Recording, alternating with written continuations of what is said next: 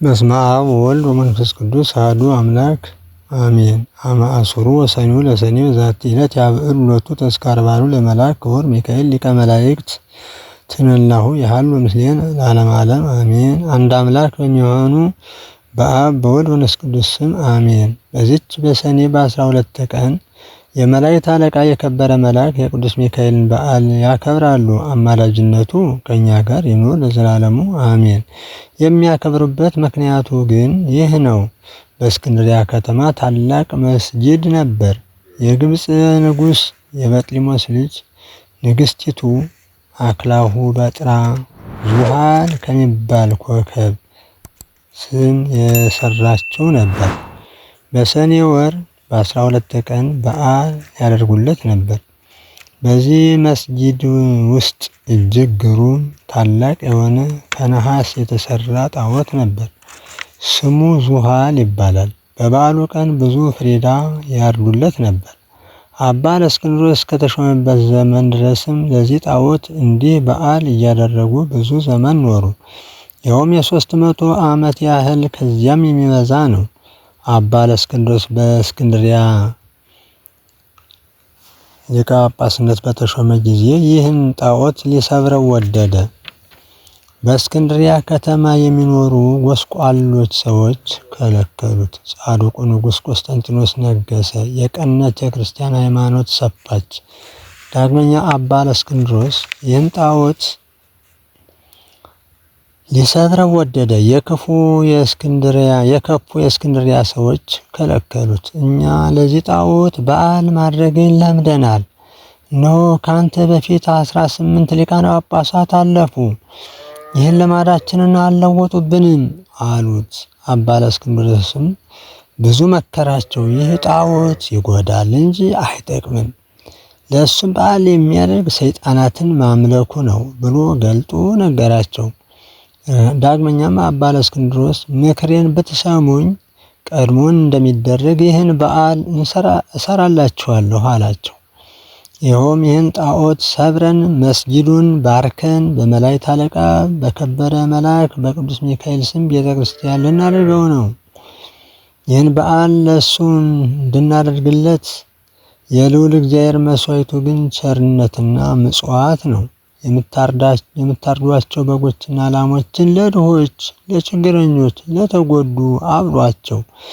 ክብር ይግባውና በጌታችን በኢየሱስ ክርስቶስ ፊት የከበረ መልአክ ቅዱስ ሚካኤል ስለ እናንተ የለምንላችሁ ዘንድ ይህን በጎ ምክርም ደስ አሰኛቸው። እሺ በጅ አሉት። በመላእክት አለቃ በከበረ መልአክ በቅዱስ ሚካኤል ስም ቤተክርስቲያን ሰሩ። ይህችም ቤተክርስቲያን በእስክንድርያ የታወቀች ሆነች። ይህች ቤተክርስቲያን እስላሞች በግብፅ አገር እስኪነግሱ ነበረች። በነገሱ ጊዜ አፈረሷት። ይህ በዓል ተሰራ። የሀገሩ ሰዎች ሁሉ እስከዚች ቀን ድረስ የመላእክት አለቃ የከበረ መልአክ የቅዱስ ሚካኤልን በዓል ያደርጉ ነበር። ከነዚህም እግዚአብሔርን የሚፈራ አንድ ሰው ነበር። በየወሩ በ12 ቀን የመላእክት አለቃ የከበረ መልአክ የቅዱስ ሚካኤልን መታሰቢያ ያደርግ ነበር። ይልቁንም በኅዳርና በሰኔ በዓሉን ያከብር ነበር። በጎረቤቱ ምሕረት የሌለው አንድ ክፉ ባለጸጋ ነበር። ይህን እግዚአብሔርን የሚፈራ ሰው ይጠላው ነበር። የከበረ የሚካኤልን በዓል ባደረገ ጊዜ ይዘብትበት ነበር። እግዚአብሔርን የሚፈራ የዚህ ሰው ዘመን በተፈጸመ ጊዜ እንዲህ እያደረገ ከዚህ ከኃላፊው ድካም ያርፍ ዘንድ የሚሞትበት ጊዜ ደረሰ። ሚስቱንም ቸር እንድትሆን የከበረ የመላእክት አለቃ የቅዱስ ሚካኤልን በዓል መታሰቢያ እንድታደርግ አዘዛት። ይልቁንም በኅዳር በሰኔ 12 ቀን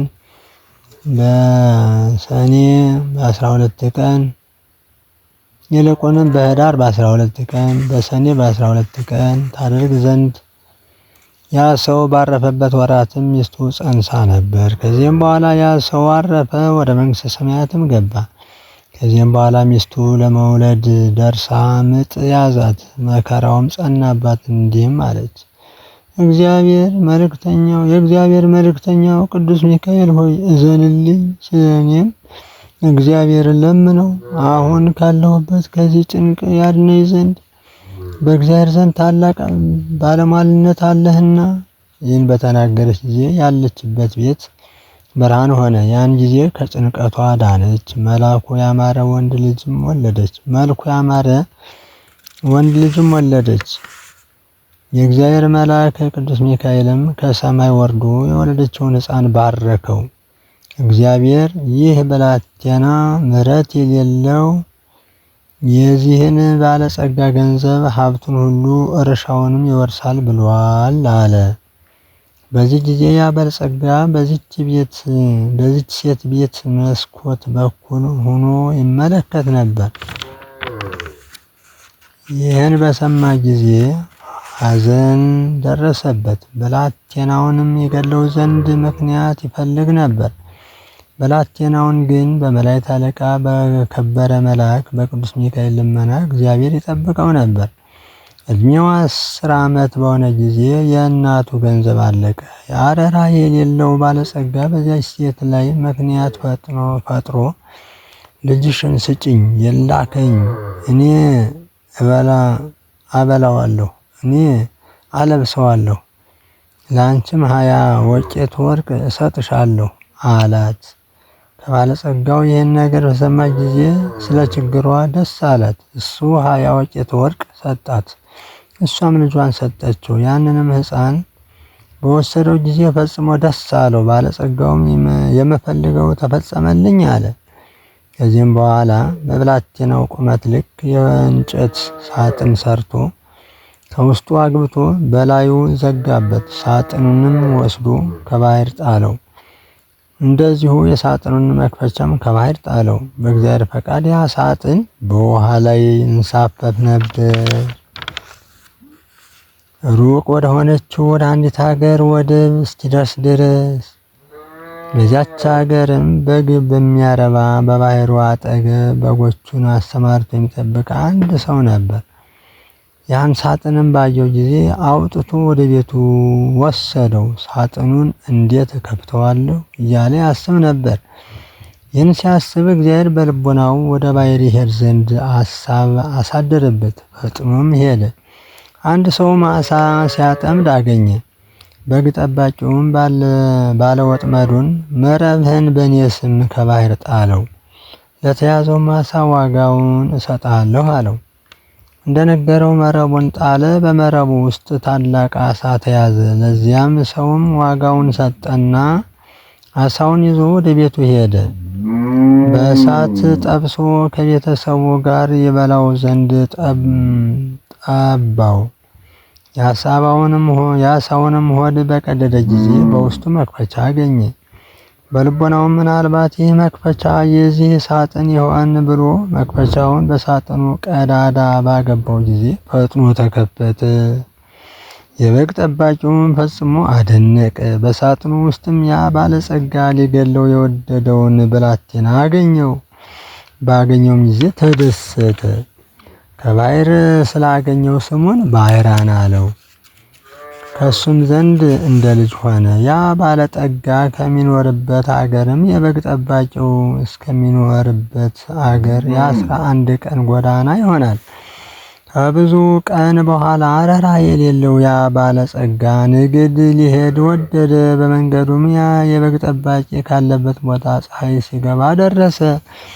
በግ ጠባቂውንም በአንተ ዘንድ የማድርበት ቦታ አለን?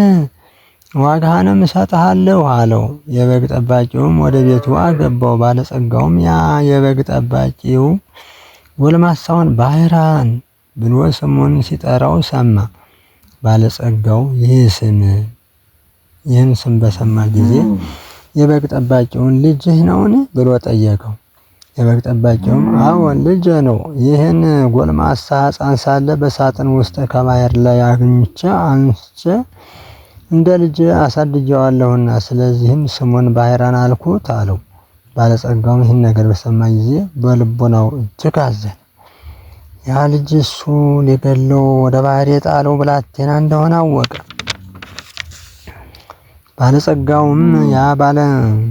በነጋውም ያ ባለጠጋ ሰይጣናዊ ምክንያት ፈጥኖ የበግ ጠባቂውን ይህን ብላቴና ከዚያ አገር ወደ ቤቴ ልላከው ስጠኝ፣ እነሆ ለአንተም ዋጋህን 20 ወቄት ወርቅ እሰጥሃለሁ፣ በቤቴ አንድ ነገር ዘንግቻለሁና አለው። የበግ ጠባቂውም ስለ ገንዘቡ ደስ አለው። ብላቴናውንም ጠርቶ ልጅ ባህራንና ይህ የከበረ ሰው ወደ ቤቱ ስለ ስራ ሊልክህ ነው፣ በደህና ትመለሳለህ አለው። አባቴ ሆይ እሺ ያዘዘኝን አደርጋለሁ አለው። ያን ጊዜም ያ ባለጠጋ ደብዳቤ ጽፎ ለሹሙ እንዲህ ብሎ ላከ። ይህች ደብዳቤ በተነበበች ጊዜ ያመጣትን ስሙ ባህራን የተባለውን ሰው ገድለህ ከጉድጓድ ጣለው። ይህንንም ማን አይወቅ። በዚች ደብዳቤ ውስጥም በመካከላቸው ያለውን ምልክት ጽፎ ደብዳቤውን አትሞ ለባህራን ሰጠው። ለመንገዱም ስንቅ ሰጠው። ባህራንም ወደ ተላከበት ሄደ። በጎዳና ሲሄድም በእሱና በዚያች ሀገር መካከል የአንድ ቀን መንገድ እንደቀረው እነሆ የመላእክት አለቃ ክቡር መልአክ ሚካኤል በንጉሥ መልእክተኛ አምሳል በፈረስ ላይ ሆኖ ወደ እሱ መጥቶ እንዴት አደርክ? የት ትሄዳለህ? ምን ይዘሃል? አለው። ባህራንም ከአንድ ባለጠጋ ሰው መልእክት ይዣለሁ፣ ወደ ቤቱ ልኮኛል አለው። የከበረ መልአክ ቅዱስ ሚካኤልም ደብዳቤውን አሳየኝ አለው። ባህራንም ፈርቶ ደብዳቤውን ሰጠው።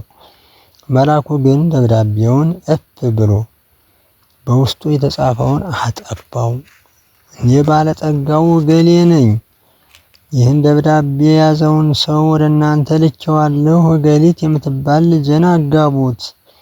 በቤት በእዳሪ ያለውን ገንዘቤን ሁሉ እኔ ሰጥቼዋለሁ። በንግድ እኔ ቆያለሁና አትጠብቁኝ። በገንዘቤ ሁሉ ላይ ስልጣን ሰጥቼዋለሁና በቤቴ የወደደውን ያድርግ። በእኔና በአንተ መካከል ምልክቱ ይህ ነው ብሎ አትሞ ቅዱስ ሚካኤል ለባህራን ሰጠው።